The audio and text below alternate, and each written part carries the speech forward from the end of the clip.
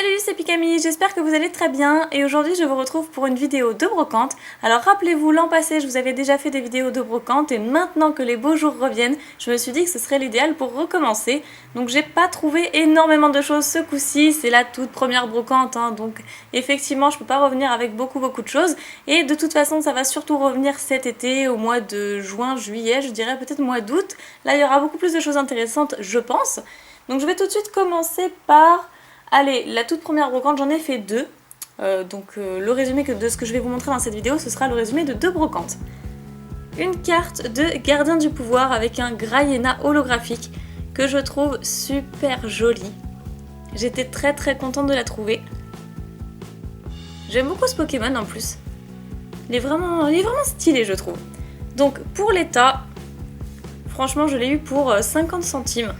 Donc 50 centimes ça peut paraître cher, effectivement les prix des brocantes augmentent, j'ai l'impression, comme disaient tous sous d'époque. Mais bon, vu l'état et vu la carte holographique, elle en vaut beaucoup plus, donc franchement je suis super contente. Et surtout je ne l'avais pas dans ma collection, donc je pourrais même la conserver, c'est cool. Après je vais vous montrer ce petit tas de cartes que j'ai trouvé au même stand. Donc là c'était 10 centimes la carte, et je vais d'abord vous montrer celle que j'ai prise parce que le reste c'est des cadeaux. Hop. Alors nous avons un Mewtwo promotionnel qui est pas en super état non plus, enfin ça va. J'estime que ça va, je vous montre le dos. Pour de la brocante, on peut trouver pire. Donc une petite promo qui fait plaisir du bloc Wizard. Ensuite un Arcanin, bon ça c'est plutôt Nejan qui l'a prise. Un Faramp holographique de Neo Genesis, et là elle est juste waouh, elle est juste magnifique. On voit pas très bien l'effet holographique, mais enfin...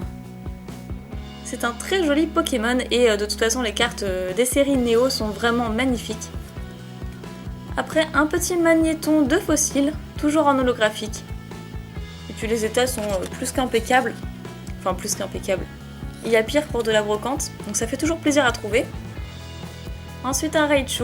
Alors là évidemment, comment vous dire que j'étais contente de la trouver aussi. Du set de base.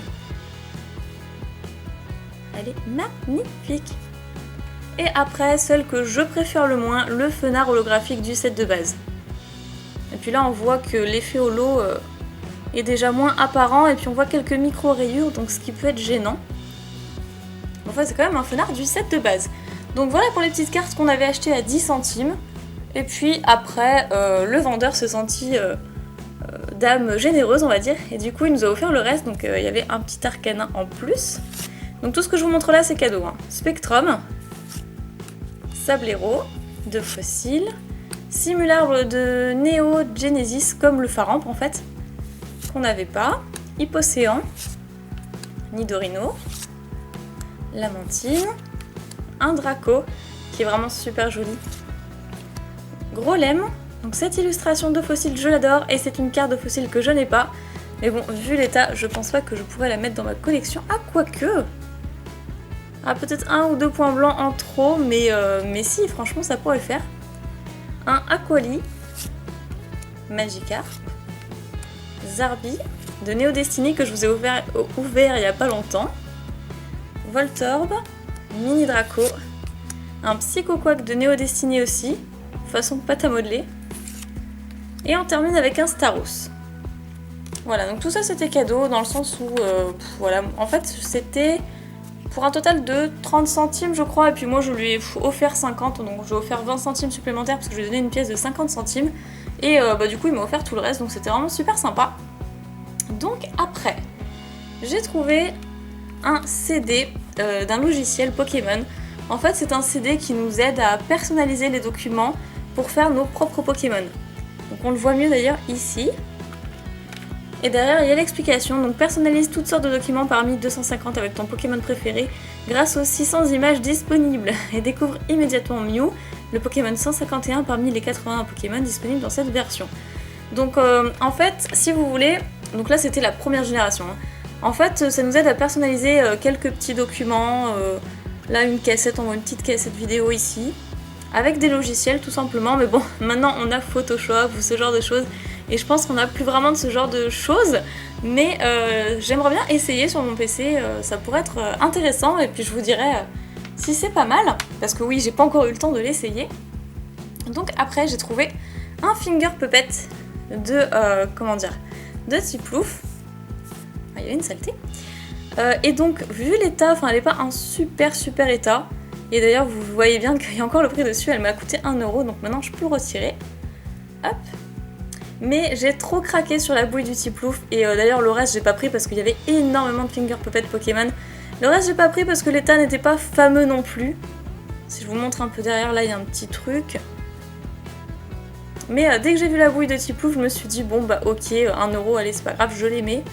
J'avais envie d'avoir un finger puppet de Tiplouf, et finalement entre temps un abonné m'en a offert un, donc comme ça m'en fait 2 différents, c'est parfait. Après, donc pas énormément de choses. Avec Nejane, on a trouvé des boosters, donc des boosters scellés bien évidemment.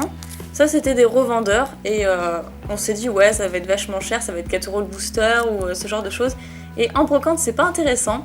Mais en fait là c'était 2 € le booster, donc on s'est dit on évite les frais de port sur internet, et c'est moins cher même que sur internet, donc on s'est dit pourquoi pas.